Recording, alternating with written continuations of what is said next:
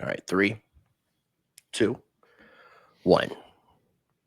All right, ladies and gentlemen, thank you for tuning in for today's show. I am joined by a first-time guest, somebody who have actually been trying to get on for over a year, and then he happened to stumble upon the channel. Today, I am joined by Mr. Brandon Joe Williams. How you doing, Brandon? Thank you for coming on the show. What is going on, my friend? Good, man. Hey, I wanted to say I love your content. I watched the KL 10-part series. Someone, I don't even remember how it was actually a friend of mine who I love very dearly. And she sent me she said, you'd really like this. I'm working with this guy. And, I've had some people share some stuff from him before. And I get shared so much stuff. It's like, you got to check this out and check that out. And it's just like, it's just exhausting, So it just didn't happen. But I had just finished a huge project recently and I watched the KL series. And by the second video, I was like, wow, this is really, really incredible. So I watched all 10 and then I actually watched all 10 again. And then I watched all 10, I think, again. And then I was like in the middle of watching it like a fourth time. And then I was like, what other content does this guy have? So I found the Alphonse Fagiolo 4-part series. And then I started watching that. And then I watched all 4 of those probably 3 or 4 times. I really liked him a lot. And what's funny is they don't like me. I've known for a while they're very not into what I'm doing and they communicate about it. And I've had many people tell me that they don't like you, bro. But, whatever, I guess that's just the group's culture or whatever, because the thing is, I actually really liked those interviews. I really liked his energy. And I think he has a lot of really amazing things to say. And I'm actually learning. I just joined the group. They banned me. And then I kind of went through a whole process and I got myself back in. And now I haven't looked over their case law. They have a lot of case law resources, which I'm just about to look at more in depth. And I'm very excited because it's all free, which I think is very cool. Then I watched the Joe Bannister interview you have. I watched the Sherry, I forget her last name. I watched that one. I watched that one. I watched the Sheriff Mack. I watched that one. And then I thought it was really cool. You had Dr. Graves on, which I've done the jurisdictionary course. And that was a cool interview. But the KL and the Alphonse ones were the ones that I really enjoyed the most, actually. Well, I mean, actually knowing your background a little bit, with this whole law, legal fiction stuff, it makes sense that those would appeal to you. And it's interesting you mentioned Dr. Graves, and with Alphonse, they both have a similar viewpoint when it comes to this. They don't believe in the status correction, legal fiction stuff. Alphonse calls it patriot mythology. Yeah, I'm aware. I was and you can get that in those interviews. In the group. You can get that. Well, yeah, and I vouched for you, and I think someone else added you in the group, so I'm glad you got in there. I was skewered instantaneously, which is all right. You always have to. You learn from those experiences. It's okay. Imagine this, though. Imagine this. It never happened, and I think I said it in possibly the conversations with Alphonse. I've been trying my best to get Alphonse to do like a really polite debate with KL or a discussion, and he won't do it. And I think that would be probably one of my best videos that I could put out is Alphonse and KL together. It would be really funny because the minds. KL is such a calm dude. He's such a collected, calm, grounded dude. And Alphonse is such a fucking New Yorker. I lived in New York for 5 years. So I have I always say my soul is in New York. My mind is in Chicago and my body is in Los Angeles. Cause I grew up in a suburb outside of Chicago, and I'm Midwestern, obviously, like in my heart and my soul. You can take the redneck out of the woods, but you can't take the woods out of the redneck, or however you want to say it. And New York City though is truly magical to me. I mean, it's just a magical place. It's just magic. I mean, it's like living in a fucking painting. So, and then I'm in LA for various other reasons and stuff like that, and I stay here because of the weather and the girls and the motorcycle rides. But really, truly, Alphonse is I actually really enjoy his mentality. I enjoy his enthusiasm. I enjoy his passion, and I enjoy his intensity. But if for people who have never lived in New York City or around New York City, it can be very overwhelming. Yeah, abrasive. And if you like Alphonse, and I kind of think Alphonse is a lot like Carl Lentz. If you haven't seen Carl Lentz, I've got an interview with him. I'll send you a link. Carl Lentz is old school. So Alphonse is kind of like the new version of that. And the way that I try to describe their stuff to other people is, instead of like anything to deal with like any sort of status correction or anything to that effect, they navigate the waters. If we think about the law system being a maritime system, and it being water based in that sense, they navigate the waters. And if you navigate the waters successfully, but like I told Alphonse, like you'd almost have to educate like somebody who would be preparing for a bar exam in order to completely comprehend this stuff. It's very, very complex with the language and such. You know Yeah, this. just to be clear, I'm not really a status correction guy. I think maybe I was a couple of years ago, but I've kind of moved on from that now.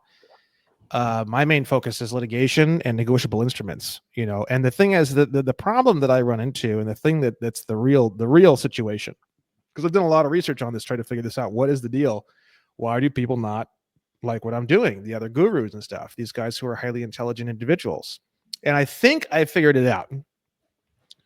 So older people, and when I say older people, I mean above the age of 50 or 55, you know, have a much stronger drive and training and stuff involving like exchange, and involving like you pay for what you do, and you pay your bills, and you don't be a fucking leech, and you don't be a piece of shit, and you know all this kind of stuff, right? And it's like that whole idea is truly very American.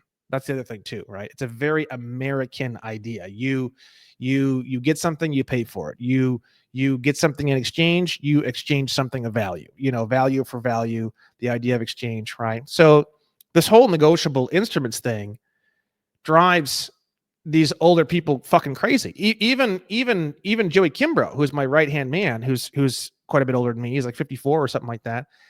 Even he had to go through a whole process where he would kind of vent, and he still does occasionally vent to me like, fuck, this thing is, crazy, because it's hard to wrap your mind around this stuff when you have such a mindset. And the thing is, that mindset isn't wrong. It's a very American, very good, very honest system, very, very honest ethical code.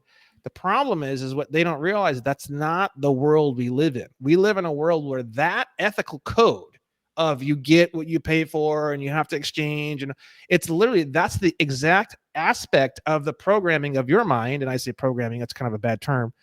The ethical code, that ethical code is the exact thing that they've been using against you for the past 100 years. That's the problem. The thing is that they don't do any of those things. They expect you to do it, and they like it when you do it, and they like it when you feel that way, and they like it when you keep yourself in line by making sure you're a good boy and you pay all your bills, quote unquote. But the thing is, you don't realize is that they're literally fleecing you and creating all these things. Every time you sign a promissory note, they take that note and they either sell it, or they go to what's called the Federal Reserve discount window, and they fund the whole note, and they swap that note for Federal Reserve notes, and they hand you back basically what you funded. You fund all your own loans, because the thing is that who has the credit? Does the being with a body have a future production of which they can promise upon, or is it a fucking corporation that can promise future production, right? A corporation can only promise the future production of the individuals that are inside of the corporation. If you have a corporation, there's no individuals in it. How can that corporation have credit? How can that corporation promise to pay anything? It has no capacity to produce anything of value. So if it has no capacity to produce anything of value, then it can't have credit. Credit is the promise to produce something in the future. In order to produce something in the future, you have to be able to produce something in the future.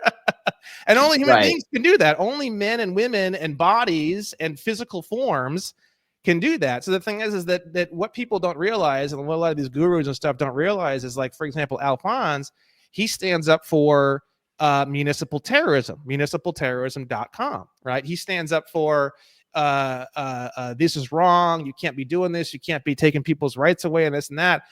But the thing is that I'm over here and I'm saying, guys, that's all true.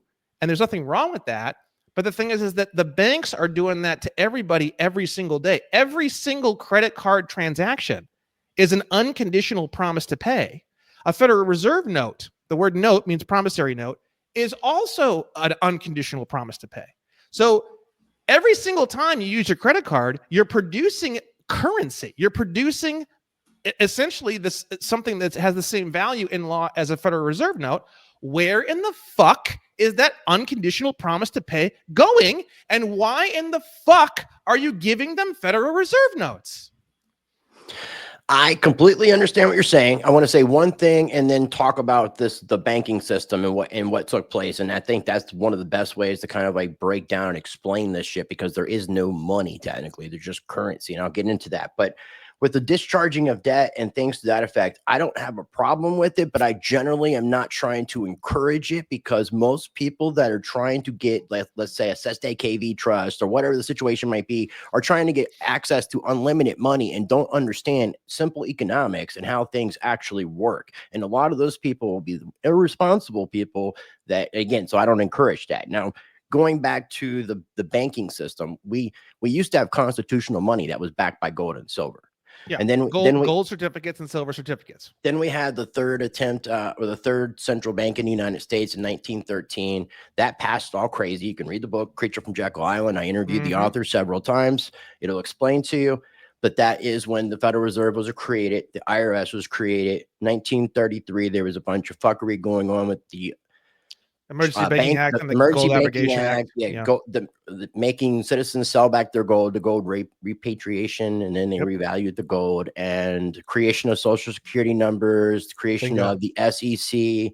And then in 1971, Richard Nixon officially took us off the gold standard. So at that point, there's a difference between currency and money, but I try to not get into this argument, because money is something that is a store of value. Currency is not. No, there's no argument. There's no argument. Money is literally defined in the dictionary as gold and silver coins, and then basically, if you read it, but I can pull it up here if you want to pull it up, but direct representations of it, like a gold certificate or a silver certificate. If you look up the definition of the word currency, the definition of the word money literally says in the definition does not include promissory notes, bills of exchange, and other evidences of debt.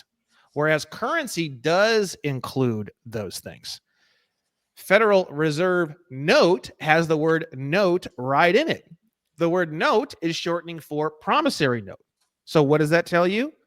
Oh, what is the definition of money? It says does not include promissory notes. Definition of currency does include promissory note, bills of exchange, and other evidences of debt. So it's not like I'm just making this shit up. This is this is just straight up. I mean, and you can freak out. You can say all these things. I was trying to find my silver certificate. I have some over here on the counter. I can. You can look it up online. Yeah, they're bills that you were literally able to go to a bank and exchange for silver or gold, and that's how it was. So again, there's just no value to money. Everything's based on debt.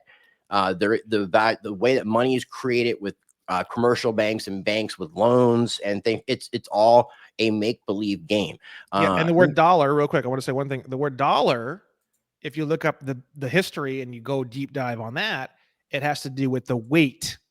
$1 means like 1 ounce of silver or something. Dollar is actually a weight-related word. So the word dollar also has nothing to do with anything as well. Yeah. You seen this before? Yeah, of course. So, I mean, this is what people should realize, that the only difference between these two pieces of paper, the monopoly note and the Federal Reserve note, is that you believe one actually has value over the other. And it's so silly.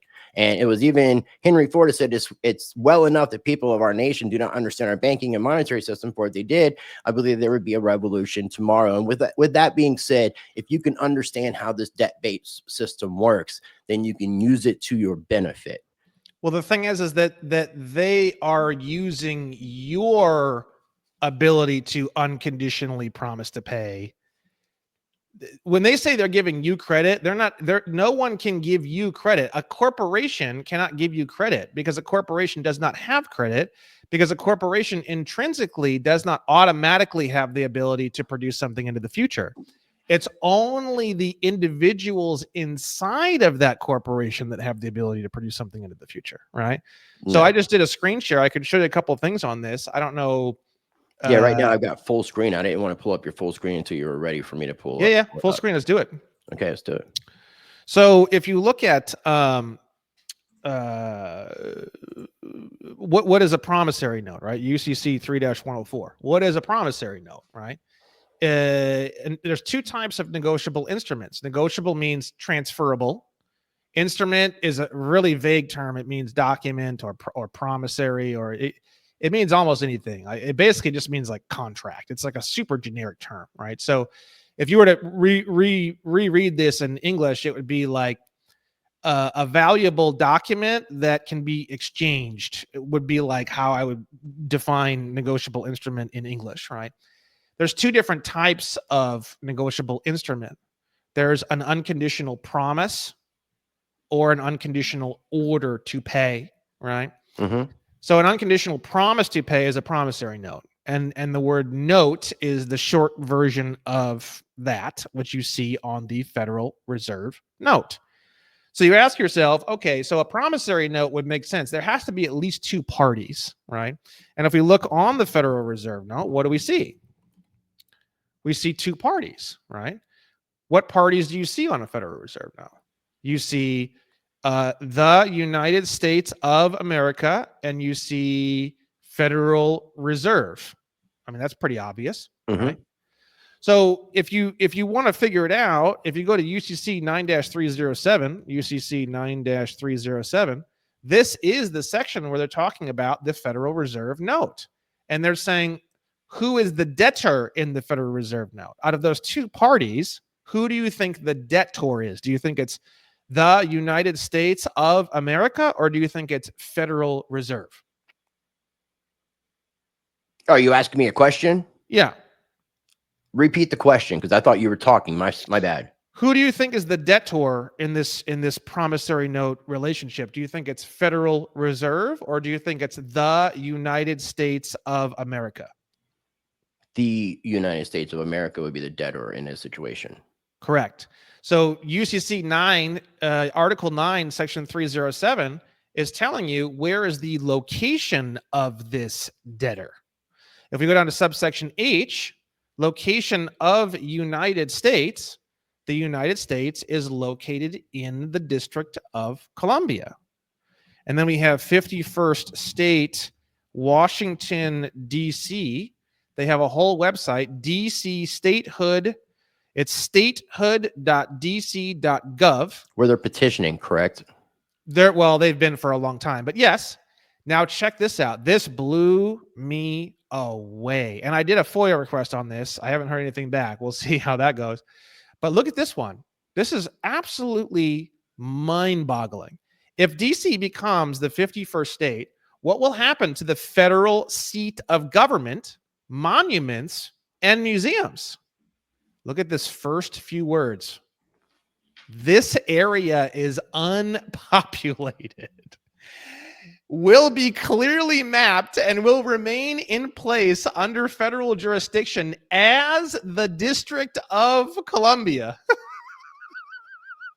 Only the residential and commercial areas of the District of Columbia will become part of the new 51st state. Of course, these areas include some federal properties that will continue to function just as all federal So it's like properties zones, like federal zones, basically. They have a zoning commission. And when I went in to do a FOIA request, they said, what entity or organization do you want to do the FOIA request with? And there was this long drop down. And one of them was Washington, D.C., like zoning, blah, blah, blah, blah, blah. And so that was the one I sent the FOIA request to. And I said, hi, I'm reading this website about statehood. And it says here that the seat of government is inside of a unpopulated zone within the territorial boundaries of the District of Columbia. Can you please send me the exact boundary coordinates of the area of the seat of government? Thank you very much, Brandon J. Williams. And that was the whole thing. Interesting. And I've been trying to figure out where this fucking thing is located since the day I started this whole platform. This is the closest I've ever been. Well, one, maybe Canada will become the 51st state first. Two, yeah, I've heard about that. We'll see about that. That's North America is already broken up into federal jurisdictions. And I think it was the Lieber Code that extended the territory of Washington, D.C., which basically covered the United States. So if you go to a federal courthouse, wherever you live, you're in D.C. I heard that on KL. That was pretty fascinating. That did definitely clear up some misunderstandings I had with things like TSA and stuff like that, for sure. Definitely. Yeah. So they're basically like federal enclaves. But the thing is that state of California, state of New Mexico, state of Texas, all of these things are also federal enclaves. They're commercial enclaves, right? Right. Because if you look at one of the things that I do that I think people like, and the reason why my platform has gotten so big, well, there's 2 reasons why my platform has gotten, there's 3 reasons why my platform has gotten so big so fast. And some people think I'm an agent because my platform's gotten so big so fast. Are you an agent? No. Okay, I just figured I'd ask while we're here. Reason number 1, and the most obvious reason, is I've spent over $150,000 on paid advertising for this platform specifically, to give away my free course, publicists. I've been on 150 shows plus, right? Yeah. So $150,000 in paid advertising. I've had well over 130 or 140,000 people sign up for my free course. My 1.0 course was like 36 hours of material, completely free.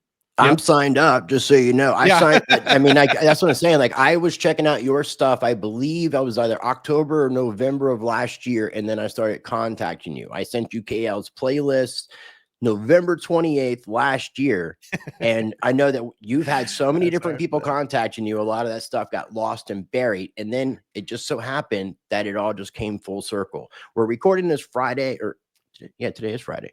I had to think there for a second. We're recording this on Friday, 12/20. That is December 20th. That is the same date forward 24. and backwards. Oh, wait. Oh, yeah. Okay. Yeah. 12/20. Just the 12/20 part. Yeah. Or no, it's not. It's not. That's a 1220. Anyways, I don't know what the hell I was saying. I was just having a brain fart there. That's okay. This video will be coming out on Christmas Eve. But Monday, I woke up and I noticed I had a bunch of emails for people requesting the documents from the KL video, the first video. And I started seeing an increase in views. And I'm thinking to myself, I started getting really happy, like a little kid at Christmas getting ready to open up presents. I'm like, did I get unshadow banned? Like, am I free? Am I finally free? And then I find out it was you. It was you, Brandon Joe Williams. So since you promoted my channel with the initial, I think it was a Twitter post, and then I think you duplicated it on Facebook. You may have did it other places. I do the same post on all social. I just do like one post on all socials, one post also. That started. That lit the fire. Yeah. That lit the fire. You said something else about the Alphonse, and then you did something in your latest newsletter, and I've gotten over 1,000. It was about 1,057 new subscribers at the time we're recording this. And my channel was right under 4,000 subscribers because I had to split my content up. All those videos used to be on my other channel. I was dealing with so much shadow banning and videos getting removed and strikes and almost losing my channel that I had to delete a bunch of videos, start the new channel. Both channels are extremely shadow banned. And you gave me 20% growth in a week. So I can't thank you enough, man. And, I had to do this interview quickly, because of the fact that now 20% of my audience is your audience. And I'm pretty sure people are expecting the rice and the pickle to talk.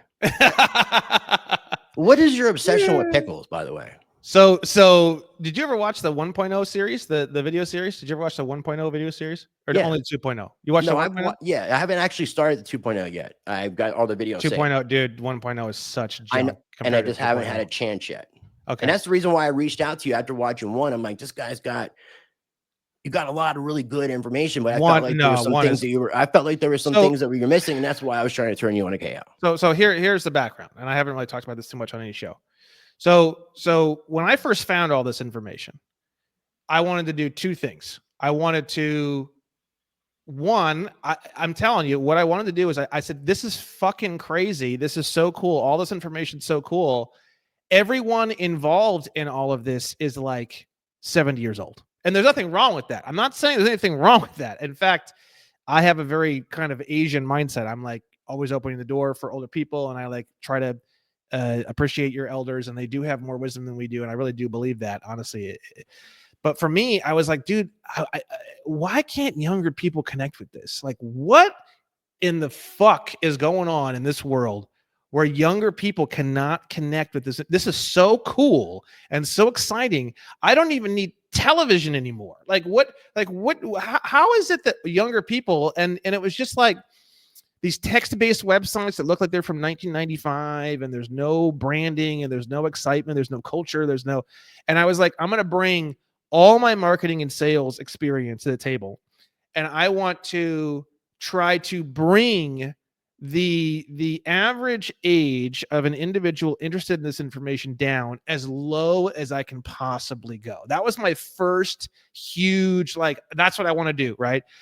The second thing was you just couldn't find a lot of information on a lot of this stuff, right? And it was like little bits and pieces all over the place. So my 1.0 was like, I want to be fucking absolutely crazy, off the wall, totally batshit insane. I want to get younger people involved. And I just want to throw every single resource and every single source of information at my audience that I can possibly scrape together. That was 1.0, right? And the thing is that it was very successful in the fact that I was able to get people literally all the way down to age 30. And yes, there are people in their 20s. And yes, we even have some 14, 15, 16, 17-year-olds. Not a lot. But 30, anything above 30, I was able to bring the average age of someone interested in this subject from like fucking 65 was probably like the average age. And I was able to bring that down all the way down to, I would say, like 30, 31, 32. And to me, that was a massive accomplishment because I was trying to invite a greater audience into this information. The problem is I didn't know anything. I was just eating from every fucking direction like a glutton freak. And I was just throwing every single person and individual and audience towards the audience that I could possibly muster. Check out this guy, check out this guy, check out this guy, check out this guy. That was 1.0. 1.0 was disorganized, crazy, totally batshit crazy. It was all over the place. Sounds like a free-for-all. It was kind of a free-for-all, right? But the thing is that I kind of sort of wanted that at that time. I didn't really know what I was doing. I didn't really know where this was going. And I just wanted to invite younger people to come and check out all this cool shit that I was like totally freaking out about, right? So during that course, one of the things that I say during that course is if you don't understand this information, don't worry, head down to the local farmer's market, find yourself a nice girthy cucumber and jam that son of a bitch straight up your ass, you stupid fuck. Don't call me. I don't want to hear from you, right? And what happened was, and there was a bunch of funny things. There was a bunch of hilarious things in that 1.0 series. I did this whole thing about circus seals and how circus seals have the different horns and they go, and I did this thing where I was like, oh yeah, and the lawyers, because they're officers of the court, they go in and they're just sucking everybody off like circus seals. My headphones fall off during the video, right? So there's a bunch of different things during the video series that were really funny, but for whatever reason, I got so many messages and so much communication and so many emails about the cucumber up the ass. And I mentioned it 2 or 3 times during the course. It wasn't like a constant theme. It was like only mentioned 2 or 3 times, right? So there was so much about the cucumber in the ass. I mean, I would say 20% of all communication was about cucumbers in the ass. So I said, okay, 10-4. I said, the people have spoken. I mean, my whole history before I started doing all this stuff is in market research, demographics, marketing, and sales. When the people tell you something and they like it, you run with it. You don't be a fucking dumb retard piece of shit. No, that was smart. You roll with it, right? When did you actually put the 1.0 course out, though? Because when I discovered the stuff in like whether late October, November of last year, the pickle was already there. July 2nd, 2022. Okay, so yeah, the pickle had time to grow. And then you had a chance to add it to it. By the time I got to your stuff in November of last year, it was already integrated. When I released my first website, it was March 14th, 2022. I had no traffic. I mean, when I say no traffic, we're talking like 200 people a month, 250. Yeah. Then I had people begging me, we went audio visual. Because again, I was going after not going after. I was trying to invite the younger. How young can I get it? Can I get 25? That didn't really work. Can I get 30? That's where it was. 30 was like the hot spot. I could get people all the way to, I can get 35, 36, 37, 38, people in their 40s. Now, of course, and to the, of course, the older gurus and the older people are going to understand this when I say this.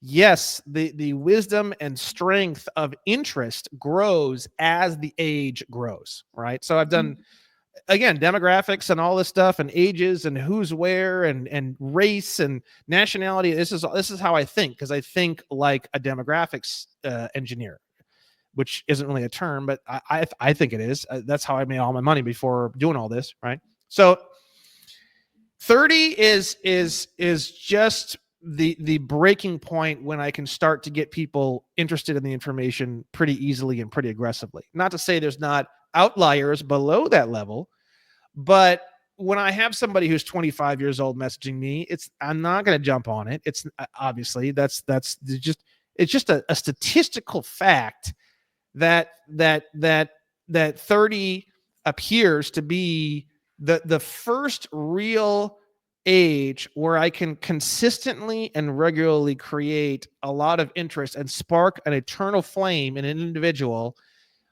But the thing is that before that point, as far as I'm concerned, the average age was like 65. So like in my head, not to be egotistical, 150 grand invested, tons of background, tons of demographic research, creating a branding, the one stupid fuck branding, creating positioning. A lot of positioning technology was involved in this. All the stuff, self-deprecating humor. I mean, it was such a intricate, people don't realize it's actually a very intricate system that I have here. Before that point, I mean, I feel like what I contributed to this movement is I brought that age down 30 fucking years, 35 years, from 65 to 30. Now people say like, oh, how do you get teenagers and how do you get to, bro? I'm not even. That's I don't know and I don't care. That's really the answer. Right? I've seen it. It's parents that get into this kind of stuff, like people that watch your stuff and then they start, because I'm sure you've had people talk about educating their kids in this aspect. I'm thrilled. 30 years old to me, bro. I am fucking over the moon thrilled. Like I am like, holy shit. Like this is awesome. Like 30, like to me, if I never go below 30 on an average basis, I'm a happy dude. Like 30 is like, to me, 30 is like absolutely epic. 35, 40 would have been like, holy shit. I'm so happy. This is unbelievable. 35 would have been like, oh my God, orgasmic. 30 is like uncomprehensibly awesome. Like to me, to me in my world, I don't need to go any lower than that. I mean, people have talked to me a lot about creating children's books and doing these things and that. I mean, I'm not super interested in that. Other people can do that. I'm not the only guy. I mean, look, the whole point of me introducing this information to people all the way down to the age of 30 is that you guys run with it, bro. If you want to create children's books for people between the age of 10 and 16, it's not going to have dicks and pickles and cucumbers up the ass, obviously, hopefully. So the thing is that it's kind of one of those things where you run with it. You know what I mean? You do it. You know what I mean? Like there's nothing stopping anybody from doing it. You could sell them. I don't care. Create the books and sell them. I'm not the fucking commerce dictator. You know what I mean? Like you could do whatever you want. Like that's the thing I tell people. My whole purpose is to spark a movement, to spark a crusade, to understand this information, share this information. I don't care if you sell it. I don't care what you do. Create information and sell it. Create a course and sell it. I don't care. Just because my shit's free doesn't mean you can't support your family temporarily while you do whatever or whatever. Like people come to me and they want permission from the king. It's like, no, I'm the pickle king, bro. It's a joke. Like, yeah, technically I'm the king of my own nation on paper. And like legally, I actually am the king of my own nation. And people, I have tens of thousands or maybe even hundreds of thousands. We don't have like an official role. It's like a lot of fucking people who have become nationals of the Nation of the Amnesty Coalition. But like, I'm not here to fucking tell you when to take a piss, bro. That's not my job. Do you know what I mean?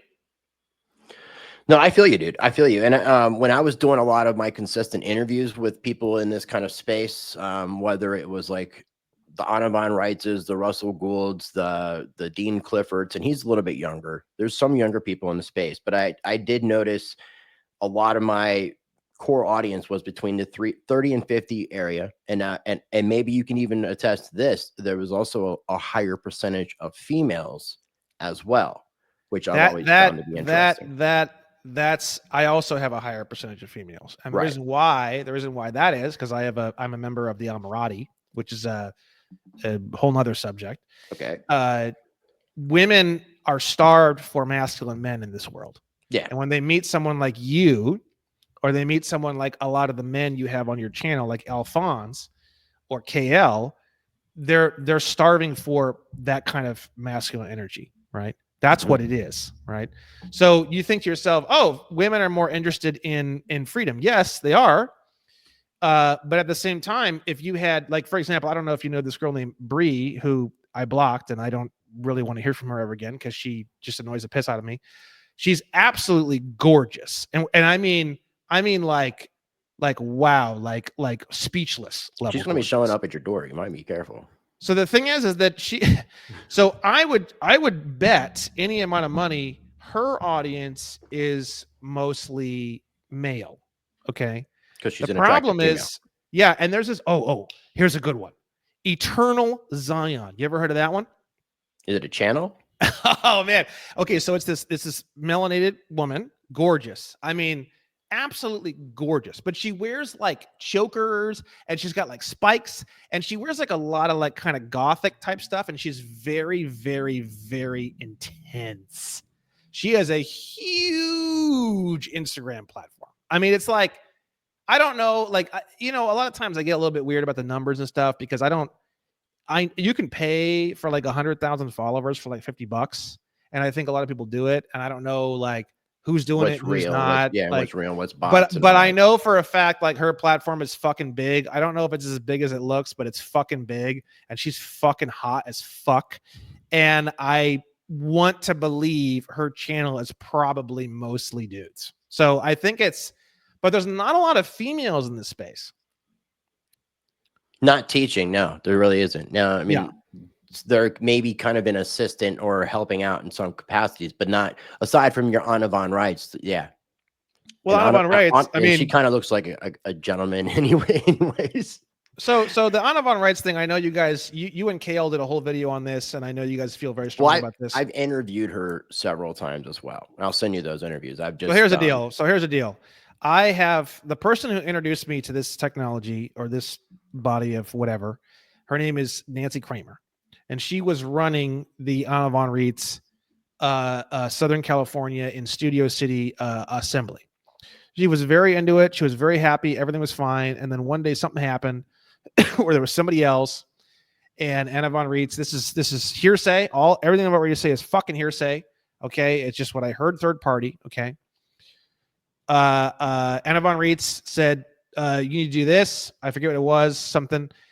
Nancy turned around and did a vote. She's like, no, I'm not going to do it. I'm going to vote. We're going to do a vote. Everyone voted. It was for something that Anna wanted to have happen. The vote came no. So Nancy Kramer turned around and said no, and then all hell broke loose, right? So the thing is that Anna von Reitz, again, everything I'm saying in this show about Anna von Reitz is complete fucking hearsay. Like, for example, in a court of law, nothing I'm saying would be admissible in a court of law. But I love Nancy. She's an amazing person. She's so friendly. She's so amazing. I don't think she'd lie to me. Her whole life, her whole demeanor changed during this time period. Her whole life shifted this time period. And then shortly after this time period, she sold her home in Studio City and went and bought some big ranch in South Dakota. Okay. So I know, and this was her whole life. I mean, this was what Nancy did all day, every day. She was the happiest fucking woman you'll ever meet in your entire life. And then bang, she wasn't. And then bang, she was gone. Okay. Anna von Reitz, she's like a military commander from what I can tell. And if she doesn't get what she requests, She crushes and burns everyone in the path. Now, is there something wrong with that? Yes. I feel like the answer is yes when good people are fucking slaughtered. Okay. When you got a bunch of good people who have devoted that much time to you, like Nancy Kramer, a year and a half, 2 years, whatever, and you just burn everything, burn and slaughter, like public slaughter. Like this is what fucking happens when somebody comes against what I have to fucking say about something. Look what happens. Like they turn that person into a fucking spectacle of death. That to me is just it's like, what the fuck, bro? Like, are you Genghis Khan or some shit? It's Like that's ego, control freaks. She's been doing it for so long. I mean, I've dealt with a lot of that, and I think a lot of these people are mixing a lot of lies with truth on purpose. I think a lot of them have gotten in trouble, which I think I mentioned on the KL video when we talked about that whole situation with like David Straight, her, because there's some people there are people that are leading people astray, and KL ends up fixing a lot of that stuff. People will kind of realize. now I will say, just as a little side vent to this, to what you're saying. Personally, I don't think Anna von Reitz and David Straight are plants. I think they actually have the intention to help. I've read Disclosure 101 by Anna von Reitz. I've read a bunch of other books, right? And KL even says in the video that you did with him that he's personally read all 4,000 articles. He's done work for her. I mean, they've collaborated. A lot of these people have collaborated in the past. They just end up having falling outs because how egos. can someone I can't get behind it. How can someone like Anna von Reitz, who's done 4,000 articles, you got to think, bro, before 5, 6, 7 years ago, you want to learn about sovereignty, you want to learn about law, you want to learn about where the fuck do you go, bro? Right. Where do you go? Right. It's not like there's a university or, you know, anything like something that's you've got advertised. James C. Lovett, you've got Anna von Reitz, you've got David Straight, you've got some of the old timers, you've got your Patrick Devine, you still have Russell J. Gould, confusing and convincing people. Well, he's a whole separate. He doesn't try to say anything about anything. He doesn't really say come to me. He has the life whatever. Yeah, he's got his whole quantum grammar community, man. When me and him had a falling out because of some stuff, and I'll get into that more with you in future conversations, his community just went rabid on me, man. They were going back and pulling up my criminal history. The bottom line is this: it doesn't. None of this. It's all irrelevant because the thing is that I personally think, okay, in a court of law, what's the difference between manslaughter and murder? Intention, I guess. Yeah. Oh, thank God, you're the only person who's ever fucking answered it correctly. That's correct. Intention, or because manslaughter happens accidentally, generally speaking. Yeah. Like you're driving, something happens, and you have someone like Anna von Reitz who's been doing this shit. Okay, look. I've asked myself this question because, again, I do demographic studies, demographics, mentality, emotional reaction. This is my whole background is demographics and marketing and engineering people's thoughts and minds and emotional reactions to things. Yeah, these old people, and I'm sorry, I don't say that as a mean thing. I think it's cool. I actually love the fact that I'm almost 40 years old. They're trying to help America. They're trying to help the culture. They're trying to help the community. And they say these things and no one fucking cares. Fuck you. You're a fucking crazy old bitch or whatever. And then you get angrier and more desperate and angrier and more desperate. But what was the initial purpose? The initial purpose was to help, right? So like you want to help and then you try to help and you can't help and no one will listen to you. And then you get angrier and crazier and louder and angrier and crazier and louder. It's like Alex Jones. Look at Alex Jones. 2005 to now, he's gotten angrier and crazier and drunken. Anna von Reitz specifically has been doing this for a long time. And that's what I mean. And she goes through cycles of people like your friend who devote themselves to her, and then she just go away from me, peasant. Well, yeah, I understand that. What I'm trying to say is that I don't continues, and there's just until new people just keep brought in until people realize that a lot of what's being said is just bullshit.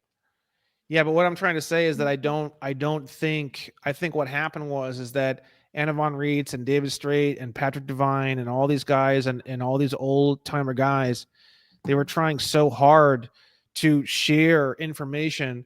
They were looking at a culture that was on its way out, that was killing itself, that was dying, and they were just becoming more and more desperate for people to listen because they were looking at the death of the entire culture if this information does not get shared, and they became more and more desperate and more crazy. It's sort of like a mother who cares about her kid, and the more she cares about the kid, the more the kid rebels, and the more she tries to care and tries to give the kid fucking advice or curfews or whatever, then the more the kid's going out late at night and getting banged and smoking crystal meth and everything else, and it just gets worse and worse and worse and Shoving worse and worse. cucumbers up his ass. And then just shoving cucumber. And then you have someone like Anna von Reitz or David Straight who, 20 years ago, they're talking about this stuff. No one's talking about this stuff, So they're the crazy ones, Nowadays, someone like me comes along.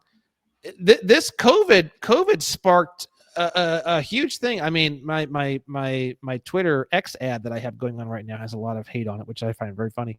But typically, my whole platform is pretty well received.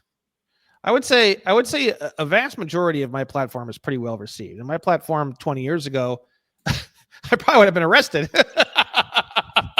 Probably. So the thing is that it's my again, going all the way back to the original point that I was trying to bring up, multiple points. There are multiple reasons why my platform has gotten so big so fast. First off, I've spent $150,000, guys. Come on. I mean, spend $150,000 on anything and something's going to happen. Okay. Period. Right. Number two, implementing lots of humor, self-deprecating humor, keeping it light, keeping it fun, trying to stay away from the serious death, burning, breaking buildings, burning everything to the ground kind of attitude that often kind of seeps into these kinds of groups, your militant attitude, trying to keep things fun, trying to keep things exciting. The entire culture, we have the stupid fucking army. We have all this stuff. We have our own nation legally. We have all this stuff, right? And then number three is, I deliberately said, if you're an older person and you're saying things in an older way, you're going to get an older audience, which is a smaller audience. I said, I want to bring that. I want to take that sliding scale of the 65 to 70, which it seemed like everyone was kind of getting into this at that time period. And I want to stretch it out. I want to keep the 70 there if I can. And I want to stretch it out as far as I can. And I was able to get all the way down to 30. So I'm 30 to 70, right? And I have a lot of older people in my stuff who find my stuff very refreshing and very fun and very exciting. And I've had many, many people tell me that they were about ready to give up on life. I've had a small handful of people tell me they were going to off themselves because of debt obligations and IRS obligations. So the thing is that I think this information and this stuff that we're talking about is so fucking exciting, bro. Like I am like every fucking day, bro. I am like through the roof, flying through the air, totally. I'm like on crack all fucking day, every fucking day, bro. Like literally. I see that. I do. I definitely do. And I appreciate your energy. I appreciate the research that you're doing, the information you're putting out, and the laughs, because there definitely is a lot of humor. Definitely a lot of humor. The other thing too, I think you mentioned COVID. It definitely woke a lot of people up. People had a lot of free time to go down many rabbit holes. But prior to that, like there are certain terms that are come up with. Whoever comes up with these terms to kind of taint movements. I know you like the word taint, so I had to use that very specifically. What terms are you talking about? Sovereign citizen, free man on the land, redemption movement, those kind of things. To go back with Anna von Reitz, I'm not saying everything that she has put out is BS. I think that she's put out a lot of really good, truthful information. It's just a matter of, can you discern and do the right research to find out what is the correct information versus what may not be the correct information. So I don't want to. She was totally alone. She was totally alone for 20 fucking years, bro. I mean, there were some other people that were doing stuff in that time period. KL's been learning for over 30 years, going to seminars, and they probably went to seminars together. And then you had Jordan Maxwell back in the day, who I think was probably the one who kind of ignited this thing. Yeah, you've got 6 fucking people, but nowadays in the past 2 years. When I started trying to research Oh, all this now shit in now now 2022, there's it's someone new actually on the it's scene every fucking trending. day now. Yeah, it's trending now. So I'm glad to see that. I am really glad to see that because I mean I got burned out for a long time because, like you, I went through and started doing a bunch of interviews, and then some of these people turned out to be not who I thought they were or claimed to be, and I ended up having to backtrack on some of these people. And I tried uniting. I tried bringing together people because I looked at it as everybody had a piece of the puzzle, and if we could pull all the pieces of the puzzle together, maybe we can actually put the puzzle together correctly. But that was It's true and not true at the same time. The reason why is because someone like KL doesn't want to fucking go after everybody like fucking Alphonse. Alphonse wants to kick in every goddamn door from here to fucking Timbuktu. KL, that's his yeah. But worst nightmare. Alphonse lost his big property tax case too. So Doesn't matter. I'm just saying it's not like everybody has successes either, and we're all learning. And most people need to keep themselves in that idea that you're always in a learning process. Because I can see you, I can see growth in you since I started watching your stuff. So you've been in a learning process, just as KL is in a learning process. If anybody thinks they know it, they've messed up. The reason why people like my stuff is because I'm trying to take shit from everywhere and plug it all together into one thing. I'm kind of trying to do what you're talking about. The thing is that not everybody wants that, bro. And like, I get that. Like, I'm not trying to be the fucking end all for everybody, right? Like, I originally just wanted to share all the information and get younger people involved. I never really cared for the public or private conversation. And then as time kind of went on, you know, I've kind of become like the public guy. Like, I want to use the UCCs to get infinite money. I want to succeed in the court system, right? And all the private guys, the guys who are trying to stay in the private and trying to stay quiet, they're not super into it. They don't like it. They've never done it that way. They don't want to do it that way. Who gives a fuck, bro? It's a personal fucking preference. Stay in the private. Like, for me, people, I get asked fucking all the time, bro. Should I do this? Should I do that? Should I stay in the private? Should I go in the public? And like, bro, like, it drives me fucking crazy. Like, I'm not your fucking mind. I am not your mind. I am not your fucking mind. Yeah, well, everybody's situation is always going to be different too because it doesn't matter, life though. circumstances. It doesn't matter.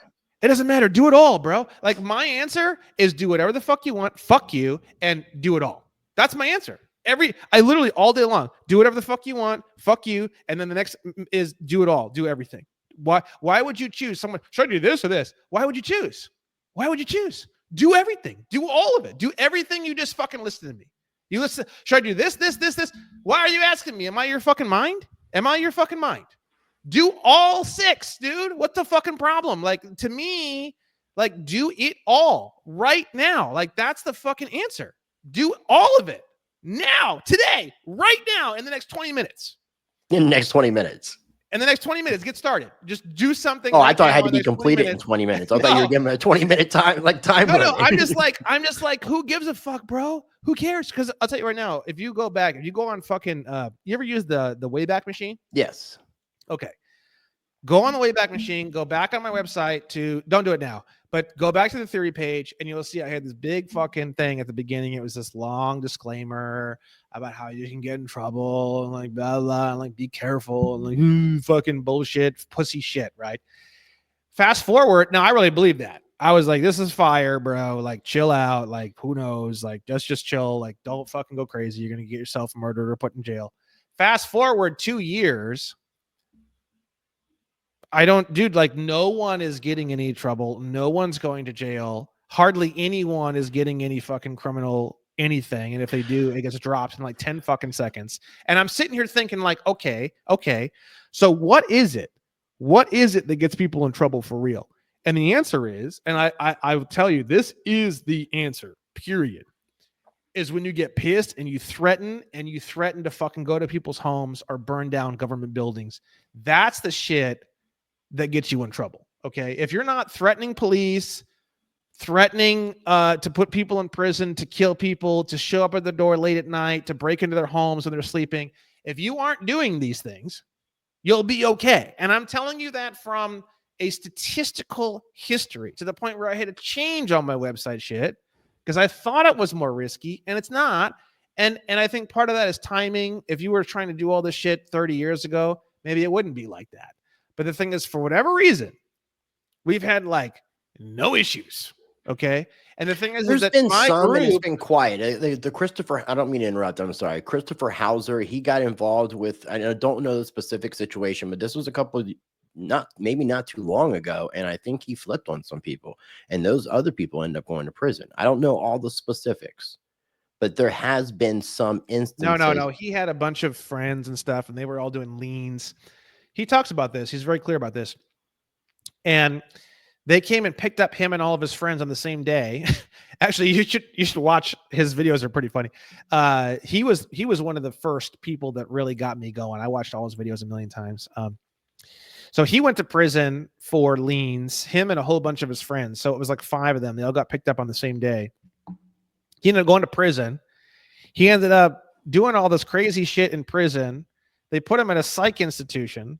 He ended up putting pills in his mouth and going to the water fountain and kind of spitting them out and kind of like letting them dissolve in the water fountain and stuff like that, because he noticed that everybody else was kind of cracked out on the pills and stuff. And then he started making friends with the security guards, and he started helping them with their taxes and stuff. And he like the guy is actually, I don't push his material anymore, because I don't think the 1099A is a negotiable instrument. So I don't push any of his information anymore, and I don't recommend or promote his information anymore. But his story of the prison story, they basically kicked him out of prison to send him to the psych ward, and then they kicked him out of the psych ward because he was too crazy. He was too cantankerous. So honestly, I love him and I love his story. If you learn his story and you listen to what he has to say, it's fascinating, because he basically was kicked out of prison. I see. I didn't know those specifics, but that would definitely be entertaining to hear. Yeah, being so kicked he's out of a not, mental institution is this obviously whole classic. thing you're saying he flipped on people, all that. I don't know. This is what happened. And I don't know how no one knows this. It's like depressing. He deleted his channel. I don't know why he deleted his channel. And then like 3 or 4 weeks later, some scammer opened up a Chris Hauser channel. They made it look just like him. They did everything just like him, posted all his videos back up again. They created a fake Telegram. It looks just like the one he used to have, Chris Hauser Study Group. And then if you go in there, it's literally like 12 or 15,000 people in there. He's just scamming everybody, bro. He's saying that there's this thing coming down the pipeline and it's through the treasury. And if you spend $10,000, privately message me, get in now while you can, blah, blah, blah. And like no one realizes, if you go on YouTube and you go to the Chris Hauser channel and you click on the about, so you go to like properties and then about, it'll say date, channel created. You can do it right now, literally you live. click on the more right here. You click on more. Yeah. Go on the Chris Hauser, type in Chris Hauser, go up top. Yeah, exactly. Go to it right now on Chris Hauser's, and you'll see what I'm talking about. Type him into the search bar, Christopher Hauser, and then do exactly what you're about ready to do on mine, and then read out loud, date, channel created. Yep, that's it right there. That's Click his, on that one. actual channel. Nope, that's a fake one. Okay, so you go to more. Yeah, created July of this year. See? Yeah. I was watching all Christopher. This is, dude, I'm telling you, this pisses me off so much. This entire fucking channel is fake. There's a lot of that out there. There's a lot of that. Cliff High was deleted. YouTube deleted Cliff High's YouTube channel, but there's somebody who has a fake Cliff High YouTube channel, and YouTube allows that to exist. Exactly. It's crazy. So I don't understand it. For people that may not be familiar with you, though, I definitely want people to check out your website and your YouTube channel if they're not already subscribed to your YouTube channel. So you can check it out. I'll have it linked down below in the video description and the pinned comment. And the website is excellent. I definitely encourage you to check out onestupidfuck.com. And that is excellent. That is excellent branding, man. I was going to say today I'm joined by One Stupid Fuck.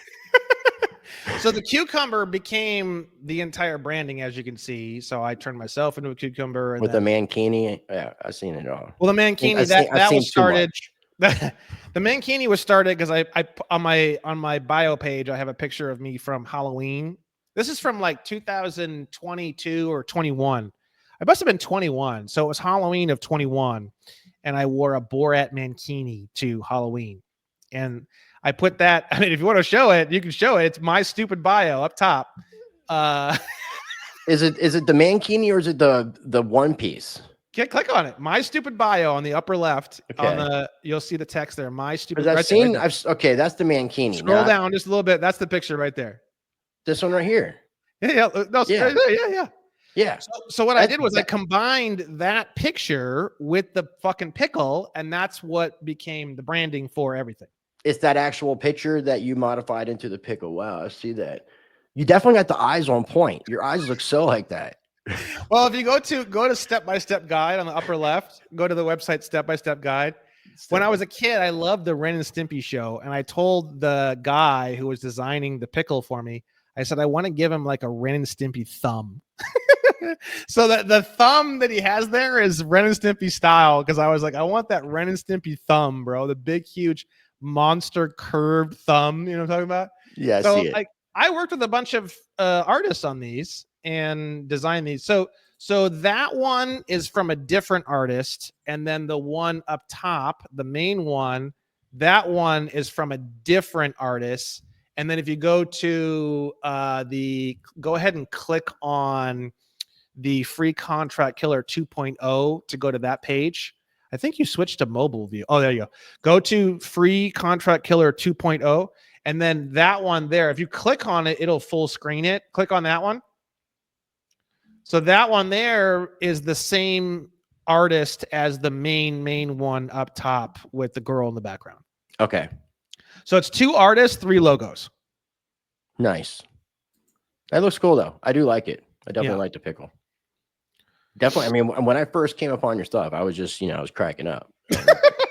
and I definitely have 2.0 on my list because I have some time in the next couple of days with the family stuff that I'm going to be able to start getting into it. And that was the intention. So even before you discover my playlist, I had already in my one of my Gmail accounts, I have a folder that's called Brandon Joe Williams. Which speaking of, I want to just start calling you BJ. I think that's appropriate. That was my name as a kid because my stepbrother's name was Brandon. So he was Brandon because he's older. And then I was BJ. So that was my nickname as a kid. It just seems so appropriate with everything else. I would just think you would just be BJ Williams. Or BJ Billy. I'm used to it. So whatever. I don't really care, That's the beauty of a self-deprecating humor fucking platform is you just stop giving a shit. You know what I mean? Who can defame me? You know what I mean? It's like people start to defame me, and I'm just like, it's like Eminem and 8 Mile at the end. Yeah, it's like, dude, come on now. You say everything bad about yourself that you can. And it's like, what else are you gonna say? So, I definitely want to have more conversations. I told you before we started recording, I would like to be able to get KL and you on a conversation. If you ever want to invite me on your channel, I'd love to come on your channel. If you ever want to interview me about some of the people I've talked to and experienced. You talked about creating your own nation. I would like to have an additional discussion about that, and I would turn you on to a gentleman if you're not familiar with them, and I'll send you. I haven't had a chance to re-upload those ones to the Rice Against the Grain side, which I probably will do, but I will send you a link for this guy named David Williams. Okay. He is the ambassador for the Dominion of Melchizedek. They call it the Dom. Okay. It's an actual micronation. I believe they actually have land. They're trying to be internationally recognized. They're working with other nations, like with diplomacy and things to that effect, like African nations. And a lot of it has to do with international law, right of self-determination. Yeah. There might be a lot of good information that you can learn from David Williams in regards to what you're doing with the nation that you've created. And I'd like to, learn more about that in future conversations. So hopefully, I wanted this to be us getting to know each other. It's shockingly simple. The definition of a nation is just a group of individuals operating together with good internal tranquility and basically sharing tranquility and succor and help to other groups. I mean, really, frankly, that's really the entire definition of a nation. And my nation is based off of the Sovereign Military Order of Malta. And the reason why is because the Sovereign Military Order of Malta is like a 900-plus-year-old organization, and they have no land, and they're considered a international independent nation, and they issue passports and all the good stuff, and they have no land, right? That's what got me curious about their structure. Um, the thing is that the definition of a nation through the laws of nations does not require any land. It's simply the basis of having a nation is simply being at peace. And the thing is that people think that being at peace is a passive definition. It's not a passive definition, it's an active definition. It's a definition where you're actively reaching out and assisting and helping others. So someone who says they have their own nation and they're just up in the mountains living by themselves, and they just don't want to be bothered, that would be a bit of a difficult sell. It's not technically per the definition of the word nation. It was also, and something else I'd like to explore more with you since you mentioned it, the way that you did, is there was a blockchain-based project called BitNation that no longer exists, but the idea was they were creating something called decentralized borderless virtual nations. So, well, like I said, nations don't the well, there would not, state it's just, of it's just, California. Well, here, I'll show you this. It's actually really simple how this works, especially for your audience. Your audience will get this in about 3 fucking seconds.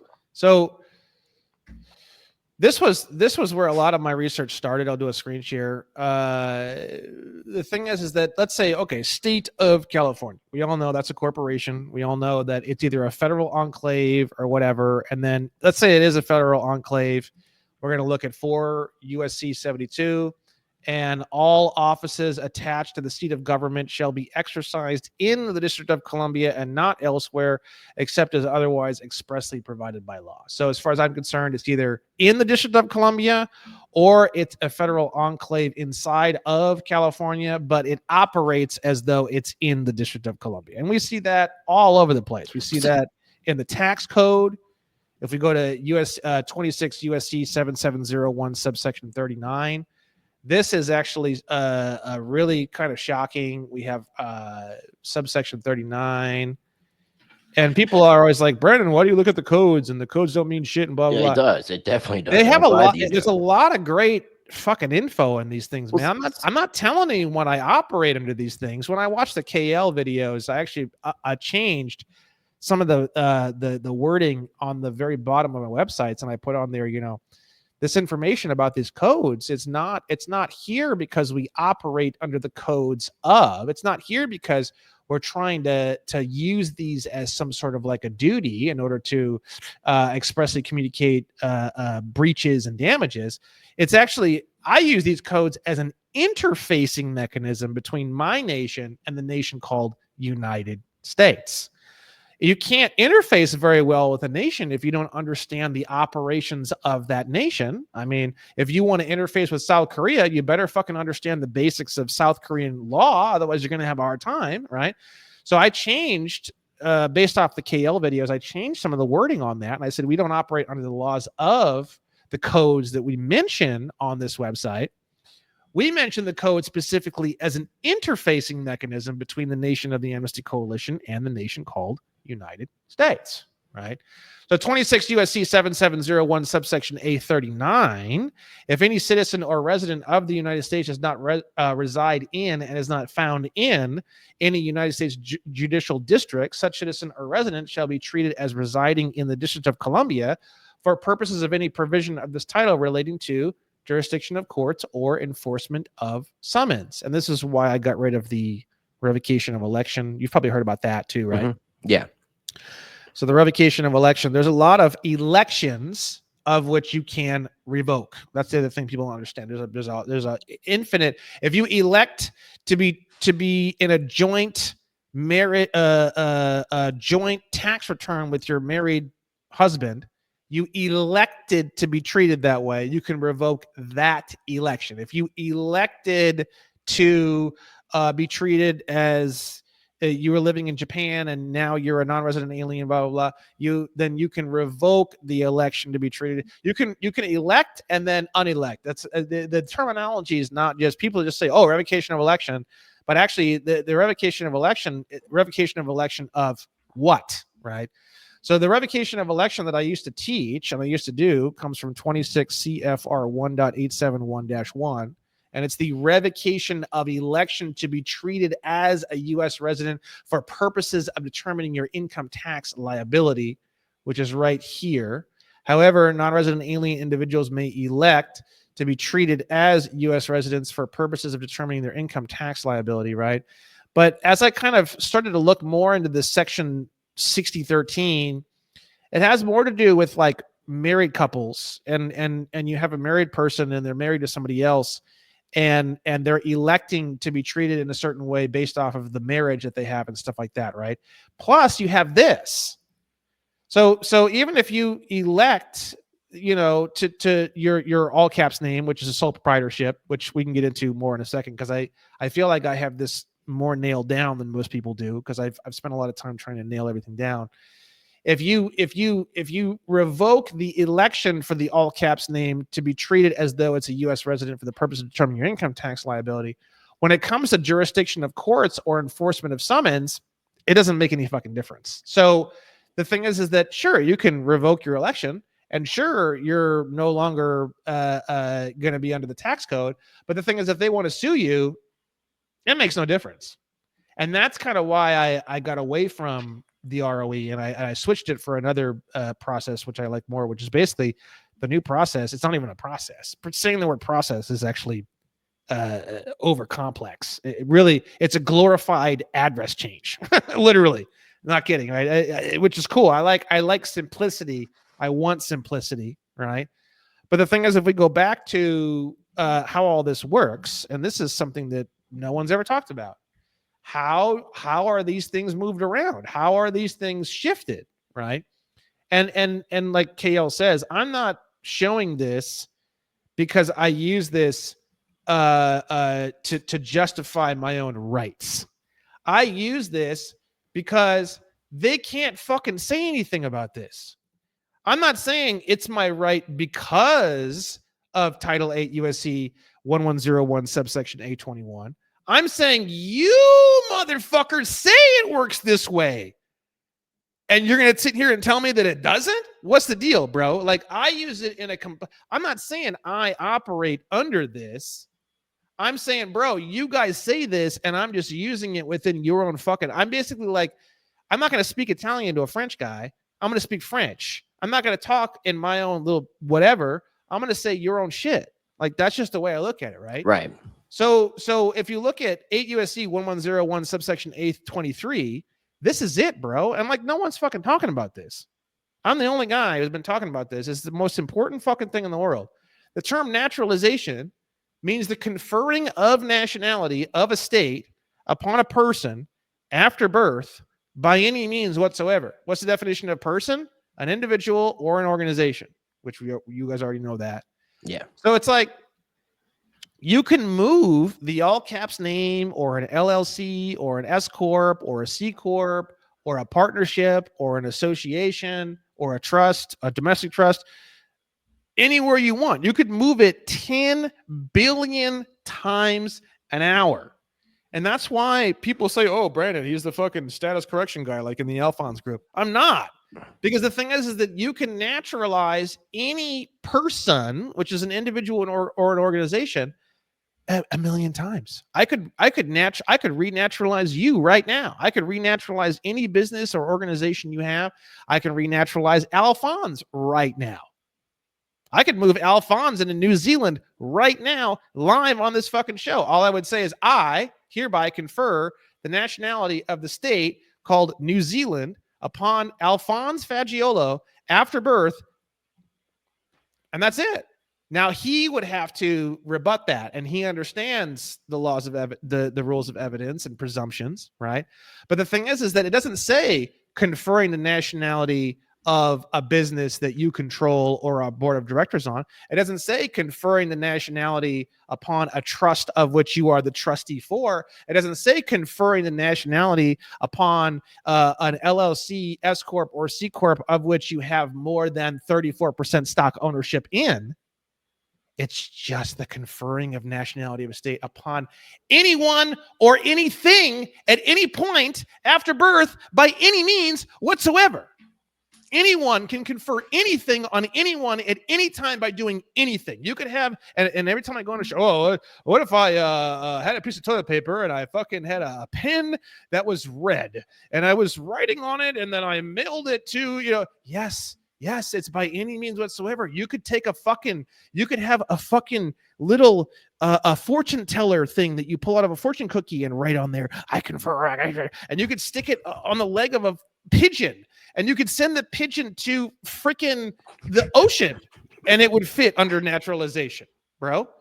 So it's like, the thing that people don't understand is that that government can naturalize you. Anyone can naturalize you. The fucking grandma can naturalize Starbucks. Well, since you're bringing this up, I mean, Donald Trump has mentioned talking about getting rid of the birthright citizenship, and I believe naturalization may come into play with that. I wonder if that was to get passed, if there would be any sort of change in what Good you luck with that. What I just showed you and how this whole system works. This is the background. Because think about this: state of California. I know, KL knows, everybody knows. State of California listed on Dun & Bradstreet as a business. Okay. There's two different constitutions, quote unquote, for California. There's one from 1949 and there's one from 1849 and there's one from 1879, right? A constitution, you don't have one state with two constitutions. One state has one constitution. So each state has their own constitutions. That means there's two fucking states. Right. Okay. One is before the 14th Amendment, obviously, 1871, and one is after the 14th Amendment. Makes perfect sense, right? So when you say I am a resident, which you know what that means, right? We have domicile, which means you actually live there permanently, and then residence, if you look at the definition of that, it means that you're in a location temporarily, typically for some sort of business or pleasure purposes. That's almost exactly what it says on the dictionary, right? Now, why would they want you to use the word resident over the word domicile? It's because of the Commerce Clause. The federal government has to have some kind of commercial something in order to have what's called plenary power, which means absolute power, right? So the word resident at least gives them the promise of something commercial, whereas domicile doesn't. That's why you never see the word domicile used anywhere. You see only use the word resident, right? So you're a resident of what, right? Now you got to think to yourself, obviously, state of California, the 1879 Constitution version, is a nation. And it also proves that nations don't have to have land, right? Because technically speaking, the only land that state of California owns is just the Capitol building, which somebody just sent me this other day. They sent me the actual original like a land documentation when that Capitol building land was ceded to the federal government. I actually just got that. I haven't even had a chance to look at it. It's pretty interesting. So state of California technically does have land. It would be the Capitol building, where that Capitol building is located, right? So when you say or confer the nationality of state of California upon yourself or your LLCs or your S corps after birth by any means whatsoever, what does that do? It moves you, which would be your all caps name, not really you, or your LLCs or your S corps or your C corps or your associations or your partnerships or your domestic trusts to where the Capitol building is. And then you have 4 USC 72, which I just showed you. All areas attached to the seat of government will be exercised in the District of Columbia. Bingo. Now you're in the District of Columbia, right? So the thing is that state of California is a nation. And then California or California Republic or unincorporated California or whatever you want to call it is also a nation. So when you say, "Oh yeah, I confer the nationality of California," they assume it's presumptions and assumptions, which is all comes from the rules of evidence, which Alphonse is probably the best person to talk to about that. The rules of evidence say that when you presume things or assume things, it shifts the burden of proof over to the other person. So you assume or presume things. You can look it up. Like if we do a screen share and we look up the federal rules of evidence, we'll pull it up right now. Federal rules of evidence, right?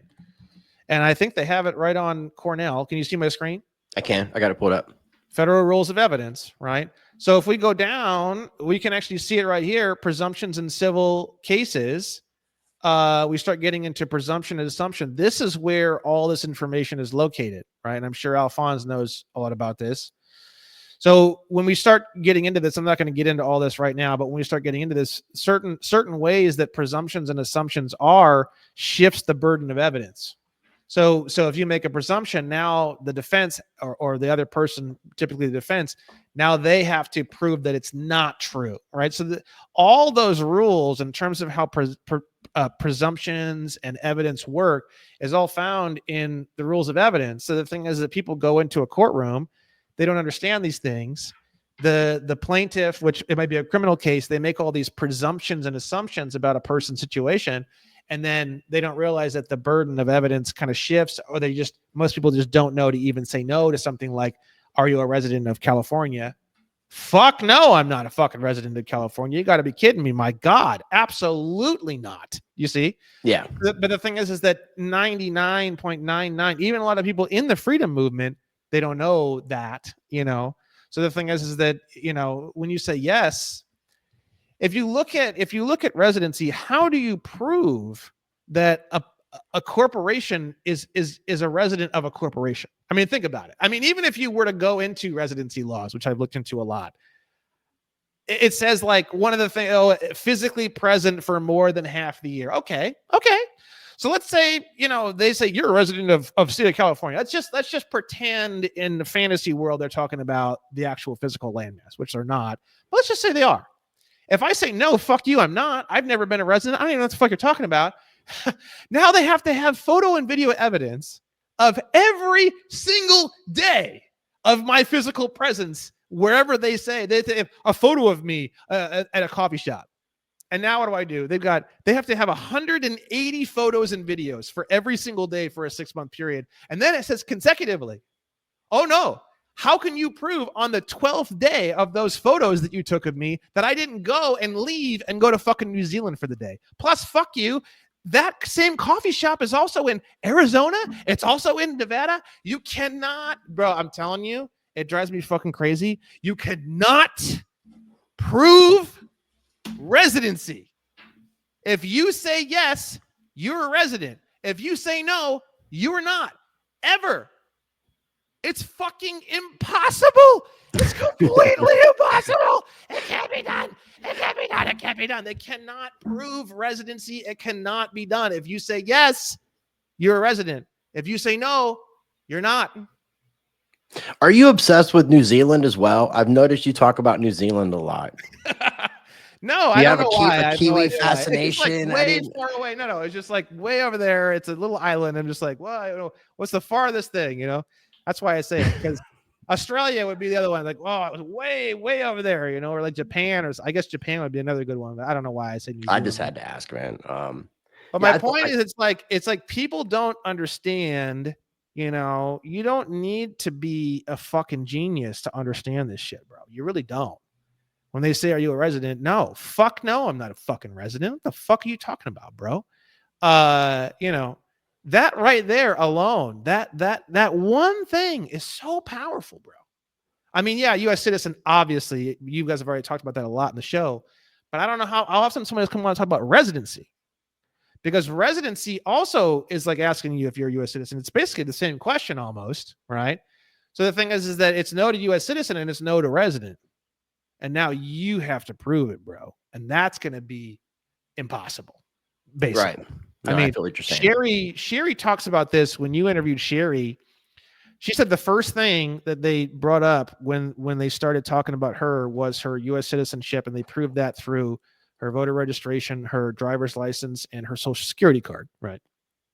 Now, first and foremost, you know, the reason why, and Sherry talks about it during her show, she tried to speak up. She tried to say things. She was like, oh, no, this, that. And the judge kept shutting her down. The reason why the judge was shutting her down is because she had a fucking attorney. If you have an attorney. So did Joe Bannister, though, too. I understand. If you have an attorney, the court owns you. And I mean like a fucking box, right? Like a fucking car.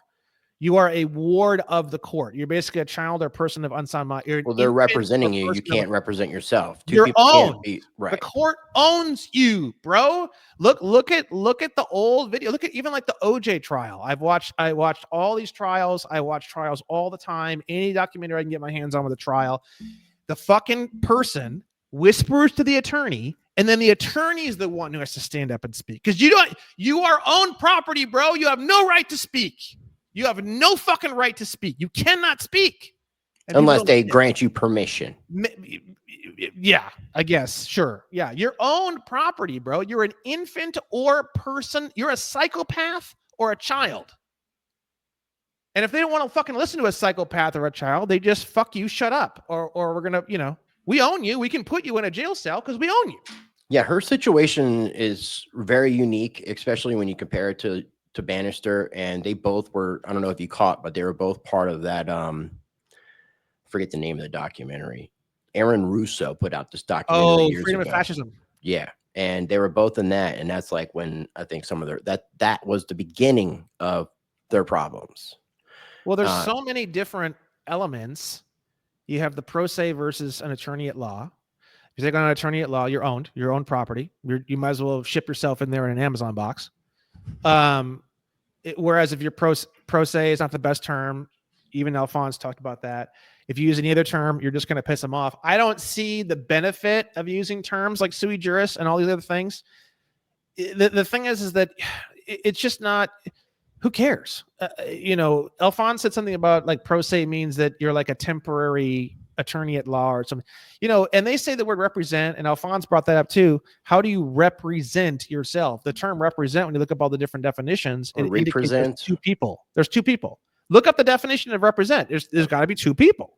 So you can't represent yourself. How in the fuck does that work? That doesn't. It's physically impossible. So you would just present yourself, right? How do you talk on? Who are you talking on? Are you talking on behalf of yourself? But you can present yourself. You can't represent yourself. But well, you can the thing is, I don't. Okay. In order to be a plaintiff or a defendant, you have to fit within the definition of the word person. The term, if you're not a person or a juristic person or whatever you want to call it, you can't sue and you can't be sued. The entire definition of the term person is who can be sued or not sued. No one knows this, but look it up, right? So you look at the definition of the word person, you have individual, estate, partnership, association, company, corporation, right? So everyone thinks that the term individual means you and your body. It doesn't. And I thought it did for a long time too, which is a huge change. And even KL emailed me about this. He goes, "Hey, you finally realized that it ain't you." And yeah, I did. So the term individual means individual proprietorship. The term individual proprietorship has been changed to mean sole proprietorship. And if we go online right now and we go onto the IRS website, I'm going to do a screen share. Okay. It's the easiest thing in the world to prove. Everyone's been trying to figure out what's the all caps name and what's this and what's that. And I feel like I finally nailed it down, because the thing is, if you go to sole proprietorship and you go to the IRS website or any of these big websites, right? A sole proprietor is somebody who owns an unincorporated business by themselves. So what does that mean? If you do any commercial activity and you use your name with no other trade name, if you do Brandon Joe Williams painting, it would be different. But if I'm doing business or doing as your name, then Brandon Joe Williams by itself with no other information is a sole proprietorship. And then I found on the SS4, when you're going to fill out trying to get an EIN number from the IRS, they give you the other piece of the puzzle, which is really simple. Type of entity, sole proprietor, SSN. They tell you right here, what is the tax identification number for the sole proprietorship? The tax identification number is the Social Security number. Yeah. And if you look up, if I have a sole proprietorship, do I need an EIN? No. Instead, they allow the business owner to use their Social Security number as their taxpayer identification number. Now, you got to ask yourself, are you a sole proprietorship? Are you, as the seat of creativity, as a physical body, are you a sole proprietorship? No. That's correct. You are not. Are you a business is another way of saying it, because a sole proprietorship is a business. Are you a business? No. Do you have a business? Yes. So you are not a sole proprietorship. You have a sole proprietorship. They're asking you, are you a business, Mr. Williams? No, you stupid fuck. I'm not a fucking business. I Right. have I'm a business. living being. I can't be a business, sir. Well, you could say that, but I'm just, it's then you just, get it's hit. Then you get pinned as a sovereign citizen. My point is right. this: I know exactly. I'm You're not a exactly business. right. You're I'm exactly not a right. business. I'm not a business. You know what, sir? You're not a business either. You know what? Prosecution? Guess what? Might be shocking. Might blow your mind. Best Christmas gift ever. Got something to tell you. You aren't a fucking business, bro. Can you believe it? Oh shit. Oh shit. Grab it onto the desk. I'm out of business? Holy fuck. Right? And let's just say I'm looking at this from devil's advocate point of view. If the government is saying that you are doing something, let's say you accept some payments on PayPal, Cash App, or whatever, and it's only in your name, can they automatically say that, well, because of this, you are a sole proprietor, you are doing business in your personal name? Well, that's what they do, and that's why I made this flow chart. I made this flow chart recently to break all this down. And the thing is that I feel like I not trying to toot my own horn. It's like hundreds and hundreds of hours. I just did a screen share. I feel like I have nailed this down, and maybe I haven't. I thought I had things nailed down a long time ago, and I was wrong. So we'll see. But I made this public versus private flow chart, which is free on the Nation of the Amnesty Coalition.org, which is the name of my nation. That is a lot of small writing. I have to definitely check this thing out in No. detail with some. Someone like you're going to get this in 3 seconds. Not a big deal, right? So check this out. So we have the man or woman, and then I have all this case law that breaks down like pre-14th Amendment terminology and stuff like that as to how this thing is described, which is you, right? And then I don't know exactly when, but at some point in time, I think the 16th Amendment probably, they basically said that the owner on behalf of the sole proprietorship is responsible for the debts of the sole proprietorship, right? And then over here in the public, we have the sole proprietorship, the social security number, right? So we have a few things here. We have the term de facto corporation, which is really fascinating. De facto corporation refers to the legal recognition of a corporation, even if the articles of incorporation for a corporation are not properly filed. In other words, a corporation may be said to have de facto corporate status by inadvertently failing to fully satisfy all legal requirements for the creation of corporate existence, but has exercised corporate powers in good faith. To be granted de facto corporation status, 3 basic requirements must be met. 1, the state must have a relevant statute related to incorporation. 2, the company must have attempted to comply with the statute in good faith. 3, the company is being operated as a corporation and can provide evidence of same. So we have 2 things here. First and foremost, if you are operating as a business, which everyone is because they don't understand any of this information, they just can assume you're a de facto corporation. But check this out. If you go online and you say, is the articles of incorporation for a business the birth certificate for that business? And they'll say, yes, of course it is. Oh my gosh, of course it is. But then when you flip that around and you say, is my birth certificate a articles of incorporation for some kind of business? Oh no, that's a sovereign. Oh no, sovereign citizens. Everybody's a sovereign citizen. Oh no, of course not. Right? You The kill thing me is, sometimes. it Man. is. It is. The answer is it is, right? And here's where someone like KL is going to get excited because I don't know if he's ever seen this. So then you have the term owner. So the closest thing, in my opinion, to all the terminology that you're going to get to in the public, people say, oh, is natural person talking about me? Is individual talking about me? Well, no, because you have the Commerce Clause, right? Commerce Clause says what gives the United States plenary power. So if we type in plenary power, this is where I kind of started to realize a lot of things, right? So plenary power, we go right here. Plenary power refers to the complete and absolute authority granted to a governing body over a specific area without limitations, enabling them to exercise significant control and discretion over relevant matters. This term is frequently used to describe the commerce power of Congress. Under the Commerce Clause, Congress is granted full power over interstate commerce, right? That's why they had to give you a business. They had to give you a business because then they have plenary power, right? So that's why they gave you the sole proprietorship. Now you think to yourself, well, KL talks about it like it's a trust. Okay, great. This is something that was confusing for me too. Is it a trust? Is it this? Is it that?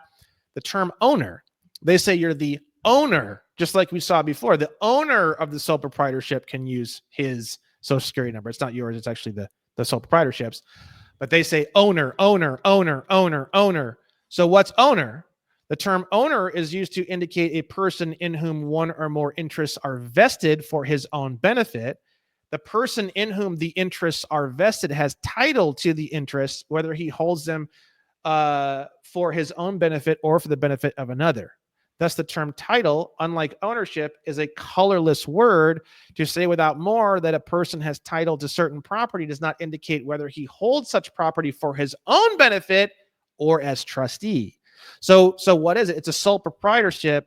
The word owner indicates interest, but not what kind of interest. And then you have two different sub-classifications of interest. One is trustee type interest, and one is beneficiary type interest. So the reason why they didn't give you a trust, and the reason why I don't think this thing is a trust, is because a trust is not intrinsically commercial. A sole proprietorship is intrinsically commercial, but the word owner operates the same way a trust would. That's yeah. I'm getting what you're saying, and I can see why some people would think otherwise. It's a business, but the owner can be trustee or beneficiary, so it can still operate like a trust. So everything Kale says is 100% true, right? So you ask yourself, so who's the one getting a passport? Who's the one getting a business account? Who's the one getting a bank account? It's a sole proprietorship. Even when you look on your checkbook, it says authorized representative, where you sign, because you are the authorized representative or endorser. When you start getting into UCC3 and you start getting into negotiable instruments, you are the endorser on behalf of the sole proprietorship. You're acting on behalf of. Yeah, and the same court case, which is the most epic court case, the same court case where they said that the 14th Amendment created this whole new citizenship category, which you've had people come on and talk about, the slaughterhouse cases, which I'm sure you've had people talk about that on your show before. Yeah, yes. Check out this. I mean, Kale's brought it up, I think, numerous times. Check out this quote from the slaughterhouse cases. And no one's ever brought up this quote. I like your pink dot, by the way. I saw it so much earlier. Thank you. So this quote from the slaughterhouse cases, in my opinion, is just one of the most important quotes ever in the entire history of our entire legal system.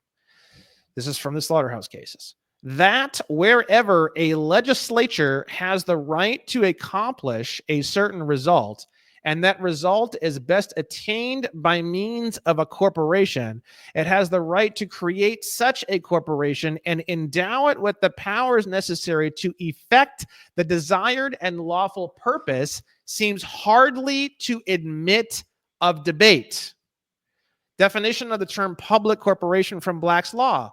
A public corporation is one created by the state for political purposes and to act as an agency in the administration of civil government. They gave you a public corporation. That public corporation is called a sole proprietorship. The tax identification number of that sole proprietorship is called a social security number. You are the owner of that sole proprietorship, and they assume, because you never specify, that you are a trustee owner and not a beneficiary owner.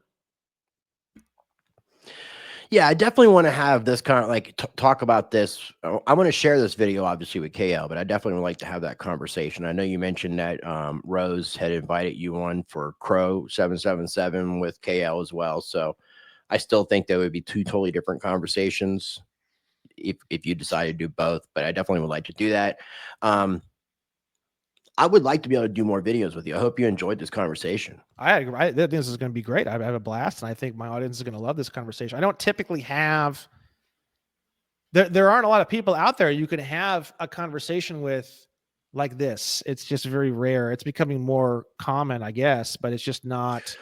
Well, and look, if it wasn't on my time, I mean, you're 3 hours in the past. I'm 3 hours in the future, and it's about to be 8 o'clock my time Friday on the 20th of December, and I have plans this evening. Otherwise, there's so much more we could talk about and just keep talking. That's why I wanted to make this kind of like an introduction to each other. This is literally just for people watching. This is literally our first time actually talking.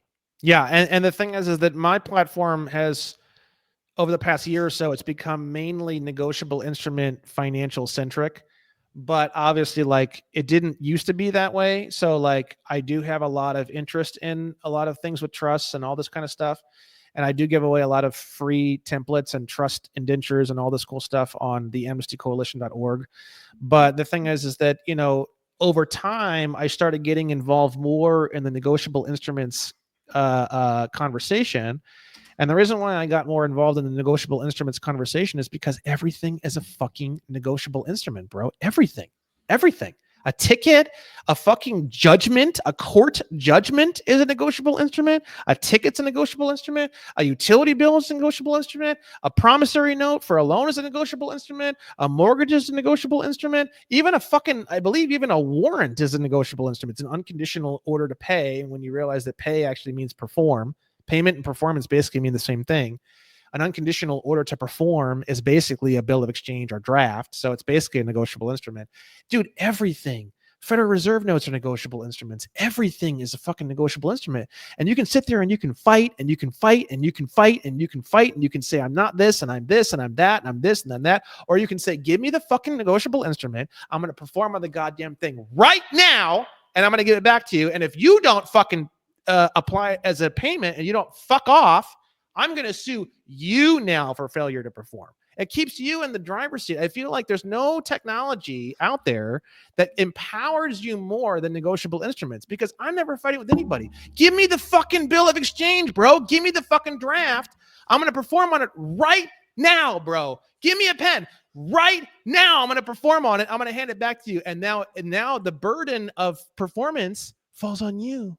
And if you don't dishonor the instrument as per UCC 3-502 or apply it as a payment and fuck off, I'm going to be suing you, bro. I'm going to go on the offensive. I'm going to chase you down like a fucking animal, and there isn't a fucking thing you can do about it. You can't do that with anything else. I'm not a citizen, or I am. I mean, that's all good stuff. But like, you're sitting there waiting for them to tell you, oh, you're right. Sorry. With negotiable instruments, you're not waiting for anybody. Guys, you have 30 days to apply this as a payment or dishonor it, or I am coming after you, bro. I am going to kick in your fucking doors. As two like quick questions. One, are you familiar with and have you watched videos and learned from Yusuf L high frequency radio? No, because the thing is I just don't, you know, when I start hearing about secured party creditor, I just don't. You should give it, I mean, with what you're saying, you should give it an opportunity and listen.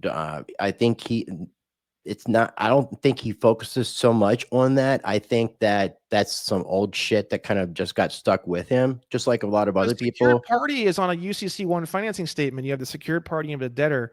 A secured party is just he's seemingly having a lot of success in what he's been doing. That's the only reason I suggest it. And then you mentioned trust and stuff. I'm not sure if you've seen the book, The Art of Passing the Buck. Are you familiar with this? Yeah, she's actually in hospice right now. We just sent her a bunch of flowers. Sent her a bunch of flowers. Okay, so you're familiar with this. Yeah. This I haven't read that book, but I haven't read the I bought the first book. I haven't gotten the second book. The second book is the one with all the information and a little bit more costly. But I think that they were everything is a trust. And with her being in her situation, if they don't get other people involved, which I think they are, the trust will collapse. And I think that that's something that we need to, in a sense, try to keep, because that's a very powerful. I think that the cases, because there's cases, IRS and Department of Justice, I believe. Okay. They won and they weren't able to stop the book from being issued. Like the government was trying to end it. I'm not sure if you're aware of the entire story. Yusuf actually I'm not aware of any of the story, let alone a sizable amount of it. I mean, I'm like zero, basically. Really? But you knew about her being in hospice. Yeah. She's extremely private from what I understand. I have a really big audience. My email list is like 50,000 and stuff. So like I hear about a lot of things. I mean, I'm like an information superhighway. All right. Well, again, man, I definitely look forward to having more conversations. I'm going to have links down below for your website, onestupidfuck.com. And I definitely encourage people to make sure they're checking it out if they're not already familiar. But I will definitely say, without a shadow of a doubt, at least 25% of my audience is obviously familiar with your content. So with that being said, if you're not familiar Once you get on onestupidfuck.com, you can find all of Brandon's or BJ's social media information right here, your Facebook, your Instagram, your YouTube, and your X account. And yeah, I definitely post a check lot out of the stuff. YouTube I post a channel. lot of stuff. I post a lot of, you hear these terms public and private a lot. The term public, it means military or government employee. The term private means not government or military employee. This whole thing where like someone talks on a show is public and somebody who doesn't is private. It's all bullshit, bro. It's not the definition. That's not the meaning. It never was. So Yeah, the but thing what is, about the idea of teaching this, not teaching this information in the public versus teaching it irrelevant. in the private? It's It's the same irrelevant. thing. It's all Okay. irrelevant.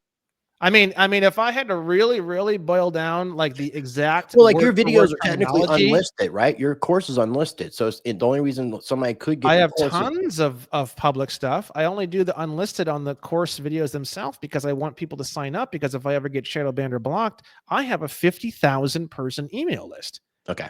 You Makes sense. can't shuttle me, bro. You can't You're one fuck smart me. fuck, actually. It's Yeah, pretty you can't ironic. fuck me. You can't fuck me. I've got like 6 backups for my fucking email list. Nice. You can't shuttle me, bro. You can shut down all my shit. It will slow me down for like a hot minute, but it's really not going to do fucking anything to me, bro. Well, again, man, I'm looking forward to us doing more conversations. Before we wrap things up, you got anything else that you want to add? Any final pickle thoughts? I just don't, I think there's a lot of divide in a lot of these different areas, and I think a lot of it's just bullshit, honestly. I think David Strait it got me interested in a lot of things that I wouldn't have been interested. I think Christopher Hauser got me interested in a lot of things that do I recommend any of their processes or any of their stuff? No. Do I think they're like the scum of the earth? No, I don't. Because the thing is, the first books I ever read were Anna von Rietz's. The first videos I ever saw were David Strait's. The first videos I ever saw were Christopher Hauser and James C. Lovett. So the thing is it's just, and I've heard you talk about this a couple times with KL and with Alphonse, that you have an interest in kind of creating more of a collection. Well, I'm past that now. Those are older videos. But the thing is that people are going to do what they want to do. Some people don't want to get involved in negotiable instruments. Some people don't want to be in the public. Most people, because I've done, again, lots of demographic studies, they just want to be left alone. They want everybody to fuck off, and they just want to be in the private. They don't want to be taxed or fucked with. That's a majority of people. The problem is, I don't think America has enough lifespan left to support something like that. And plus, technically, it doesn't actually fit the definition of the word peace. So, in order to have your own nation, it would need to be at peace. That's the crux of everything when it comes to a nation. And a nation at peace is a nation that actually actively. It's an active definition, like I told you before. People think that it's a passive definition. It's not a passive definition. It's an active definition. Going out and helping people and educating people and spreading the good word. That is the definition of peace. Living alone and not wanting anyone to fuck with you and just wanting to be in your own little space or be a cabin man.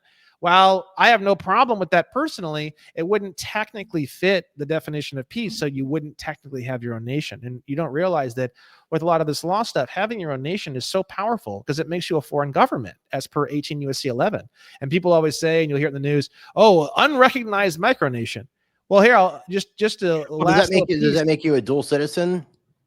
Well, it's nationality. If you look up Title 8, it doesn't say anything about citizenship. The definition, the title name of Title 8 is aliens and nationality. And you click on it and you go into it, you don't see the word citizen anywhere. So the thing is that Title 8 is talking about nationality, not citizenship. So if you go to 18 USC 11, foreign government defined, you don't hear a lot of it now because we fucking really beat up these media people. They say, local micronations not fucking recognized by the United States. 18 USC 11, the term foreign government includes any government, faction, or body of insurgents within a country with which the United States is at peace, irrespective of recognition by the United States. They say it's not recognized by the United States. Wow. It sure is cool to know how ignorant you are on the subject. You want to say anything else? It's fucking irrelevant. You want to waste my time talking about more bullshit? Or would you like to talk about something actually important, actually relevant? Otherwise, we can just end this interview. Because the idea of recognition is completely irrelevant. They don't even need to know you're there. Wow. Yeah, it's definitely been a wealth of information, man. I really, again, appreciate what you're doing. Appreciate your time. Definitely look forward to more conversations. Bear with me real quick while I just do the quick wrap up. Yeah. Links will be down below, ladies and gentlemen. Again, make sure you're checking out Brandon's website, checking out his YouTube channel, his social media. You can find all that at onestupidfuck.com. It'll be linked down below in the video description and the pinned comment. As always, I encourage you to be a blessing to others. Treat people how you want to be treated. Be the glitch you want to see in this matrix. Be the change you want to see in this world. I will say, Brendan, I agree with what you said about all the people that you mentioned, Audubon rights, Davis Straits, in a lot of aspects. I wouldn't. A lot of seeds were planted with those people in my brain. Other people watered them, but they definitely planted them. So I definitely have, and I have thanked them all personally in the past. Yeah, if we didn't have Anna Von Reitz, if we didn't have David Strait, if we didn't have James T. Love, if we didn't have Copper Moonshine Stills, Colonel Wilson, if we didn't have all this, where the fuck would we be now? Right. We're standing on the shoulders of giants, period. I mean, and there is truth in what everybody's saying. Can't say everybody's 100% right about everything they're saying, but there is truth. So with that being said, know yourself, question everything. And until next time, practice change.